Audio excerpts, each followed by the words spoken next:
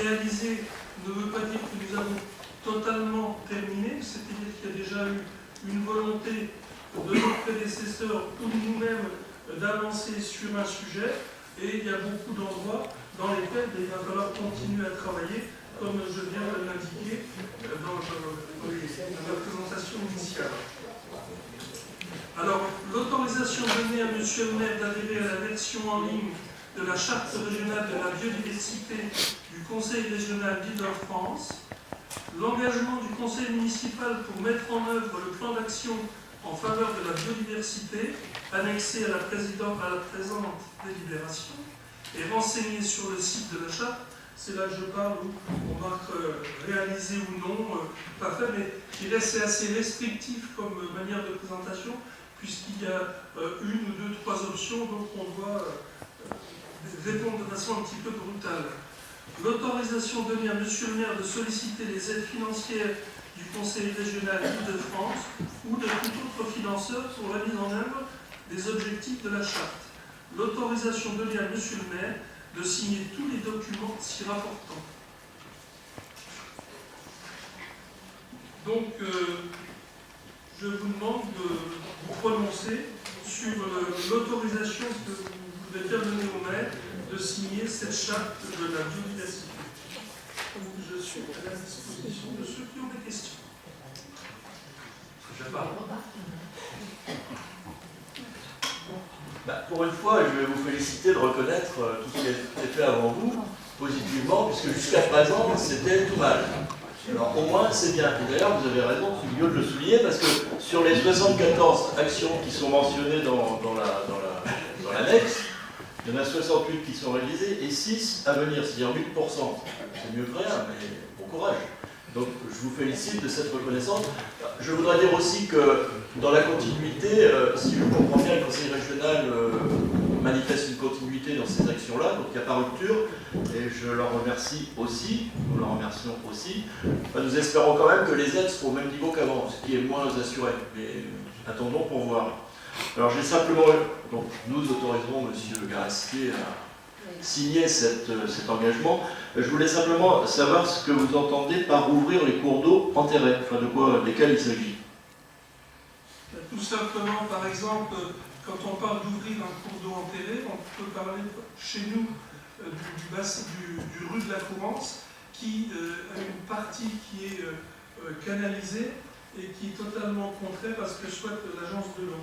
Ce qui veut dire que ce qui nous a été obligé il y a quelques années, à savoir canaliser, faire des bassins de décantation, tout ça, ils n'en veulent plus. Donc c'est un éternel recommencement. Donc pour obtenir des éventuelles subventions, il nous faut redonner justement aux rues de la Courance un aspect, je dirais, de son origine.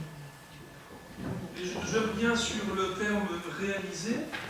Par exemple, quand on marque réalisé, j'insiste bien là-dessus, ça veut bien dire qu'on a commencé, sous forme de boutade, l'autre jour je disais, tiens, je vais aller à Strasbourg, j'achète mon ticket de train, je coche réalisé. C'est pas pour autant que je suis allé jusqu'à Strasbourg, j'ai pu garder mon ticket dans la poche. Donc il faut être prudent. Le marché de Noël, c'est fini. C'est une vraie date pour le marché de Noël. Oh, le Guyot. Il est beau, le Guyot. Oh, le cador. Donc oui, chaque fois vous avez précisé qu'évidemment il y avait une continuité, c'est vrai qu'il y a des choses positives qui ont été réalisées, même si la nature et l'environnement en sont partie.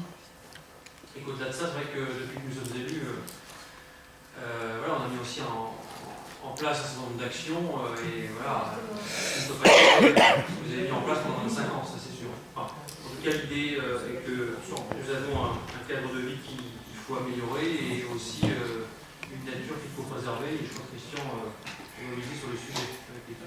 Voilà. Y a-t-il d'autres questions? Dans la même remarque, on va évidemment vous autoriser à signer tout ça. Et c'était aussi, je voulais dire que c'était effectivement un travail qui s'était fait dans la continuité. parce que de toute façon, Christian Guillot s'occupait déjà de ce travail sur la biodiversité, donc je me réjouis de la continuité. Voilà.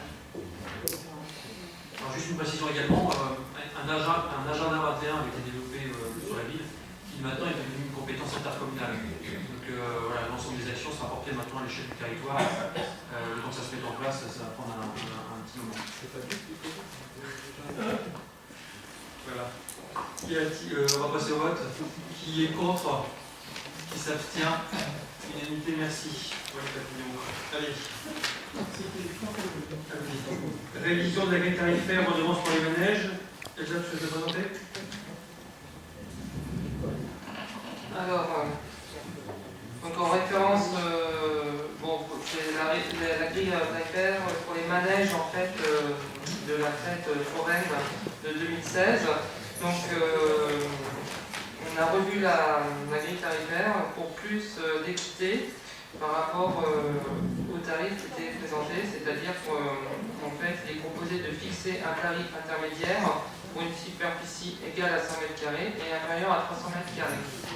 Donc, les emplacements de manèges et boutiques inférieures à 100 m² par jour seraient de 15 €. Les emplacements supérieurs ou égaux de 100 m² hors montage et démontage par jour, 30 €. Voilà, donc la nouvelle grille tarifaire, ça passe donc de inférieur à 100 m² par jour, 15 €. Entre 100 et 300 m², c'est 20 € par jour. Et supérieur à 300 m², 30 €.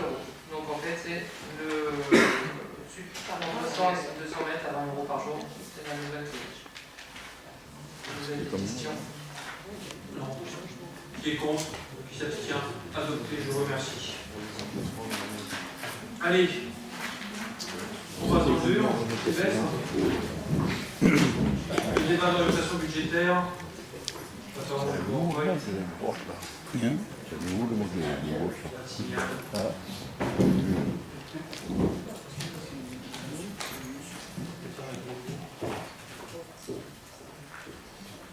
J'ai vu celui de l'emploi.